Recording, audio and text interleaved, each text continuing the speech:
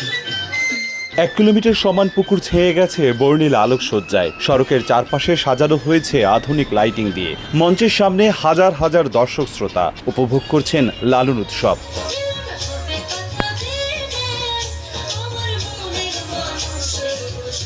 বরিশালের গৌরনদীতে উৎসবমুখর পরিবেশে শুরু হয়েছে লালন গীতি উৎসব। মেদাকুল লোকনাথ ব্রহ্মচারীর আশ্রমে সন্ধ্যা থেকে গভীর রাত পর্যন্ত চলে এই আয়োজন। এতে অংশ নেন কুষ্টিয়া লালন একাডেমির শিল্পী, বাউল শিল্পীরা। তাদের পরিবেশন করা সঙ্গীতে মুগ্ধ করে দর্শক শ্রোতাদের। পাশাপাশি অনুষ্ঠানে অংশ নেয় স্বপ্নিক নৃত্য বিকাশের শিল্পীরা। তাদের পরিবেশন করা নৃত্য দেখতে পুরো গ্যালারি জুড়ে শিশু কিশোর সহ সব বয়সী মানুষের ভিড়। উল্লাস আনন্দে মাতোয়ারা আর দর্শকরা। প্রতি বছর তো এখানে আসা হয় না, আমার এখানে আসা হয় সময় সুযোগ পেলে। বন্ধু বান্ধব মিলে আনন্দ উপভোগ করতে সবাই উৎসব পালন করতেছে। আমরা এই অনুষ্ঠান উপভোগ করলে আমাদের অনেক ভালো লাগে। আসার পরে মনটা প্রাণটা আসলে ভরে যায়। এরা খুব সুন্দরভাবে অ্যারেঞ্জমেন্ট করে, এটা দেখতে খুব ভালো লাগে। মানুষের মাঝে পরিবর্তন আনার জন্য জেলায় জেলায় লালন গীতি, বাউল সঙ্গীত পরিবেশন করেন বলে জানান অনুষ্ঠানে অংশ নেওয়া শিল্পীরা।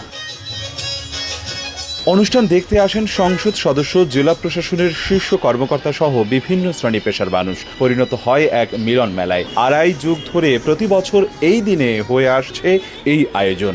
আগামী অনুষ্ঠান আরও বৃহৎ আকারে করার পরিকল্পনা আয়োজক কমিটির। এদিকে অনুষ্ঠানকে ঘিরে বাড়তি নিরাপত্তা ব্যবস্থা করে স্থানীয় প্রশাসন। নিরাপত্তার অবস্থাও ভালো, প্রশাসনও ভালো।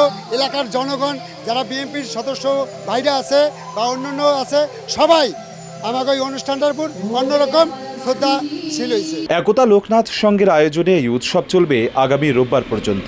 রাখা হয়েছে রামযাত্রা পালা, নিমাই সন্ন্যাস পালা এবং শ্রীমদ্ ভগবত পাঠ সহ নানা আচার আয়োজন। অপূর্ব অপু, সময় সংবাদ, বরিশাল।